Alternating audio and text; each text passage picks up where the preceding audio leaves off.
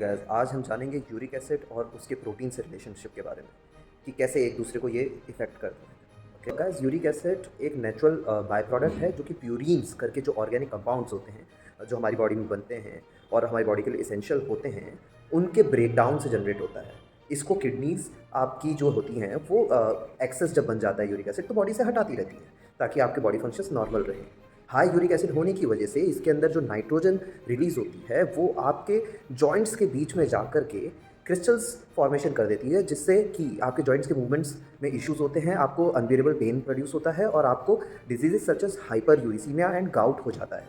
ठीक है, अब कई बार लोग इसको एसोसिएट करते हैं कि हाई प्रोटीन रिच फूड खाने से हमें यूरिक एसिड की इश्यूज हो गए, बट रियलिटी के ऊपर हम अगर बात करें तो सच्चाई ये है कि यूरिक एसिड बढ़ने के कुछ स्पेसिफिक रीजंस होते हैं। पहली चीज़ ये कि एक तो आप अचानक से अपनी डाइट में प्रोटीन बढ़ा लेते हैं, बट उसके अकॉर्डेंस में आप अपना वाटर इंटेक बिल्कुल नहीं बढ़ा पाते हैं।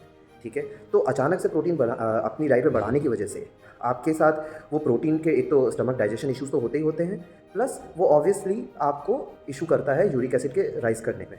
दूसरा चीज़ ये भी होता है कि अगर आप ग्रेजुअल प्रोटीन इंटेक बढ़ाएंगे, पानी साथ में रखेंगे और अगर आप स्ट्रेंथ ट्रेनिंग करेंगे, I am specially talking about strength training, तो ही आपको प्रोटीन बढ़ाने का फ़ायदा भी मिलेगा और आपका यूरिक एसिड नहीं बढ़ेगा और आपको जो बॉडी रिपेयर और मसल ग्रोथ चाहिए वो मिलेगी।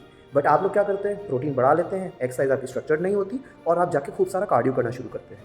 तो वो कार्डियो की वजह से आपका वेट लॉस नहीं होता। जो प्रोटीन आपने एक्सेस बढ़ाया वो आपकी बॉडी में एक्स्ट्रा कैलोरीज के तौर पे स्टोर होने लगता है, आपका वेट भी बढ़ने लगता है और आपका जो इंटेंशन होता है वेट लॉस का वो तो पूरा होता ही नहीं है, प्लस आप यूरिक एसिड के बढ़ने जैसे कॉम्प्लिकेशंस को बढ़ावा दे देते हैं। Apart from that, uric acid बढ़ने के मेन रीजंस ये भी होते हैं कि आप बहुत ज़्यादा रेड मीट, ऑर्गेनिक मीट या फिर आप इस तरह के बियर एंड अल्कोहल को अपनी लाइफस्टाइल में रेगुलरली यूज़ किए हुए हैं। इन सब की वजह से आपका यूरिक एसिड कंटेंट बढ़ता है, ना कि सिर्फ आपके प्रोटीन की वजह से आपका यूरिक एसिड कंटेंट बढ़ता है। प्रोटीन लेना बॉडी के लिए बहुत ज़रूरी है, ऑलमोस्ट हर मील में। और अगर आप वर्कआउट कर रहे हैं और आप एक रेगुलेटेड मात्रा के हिसाब से अपना प्रोटीन इंटेक नहीं बढ़ाएंगे तो ऑब्वियसली आपकी बॉडी रिकवर नहीं करेगी, रिपेयर नहीं होगी और आपको बेनिफिट नहीं मिलेगी।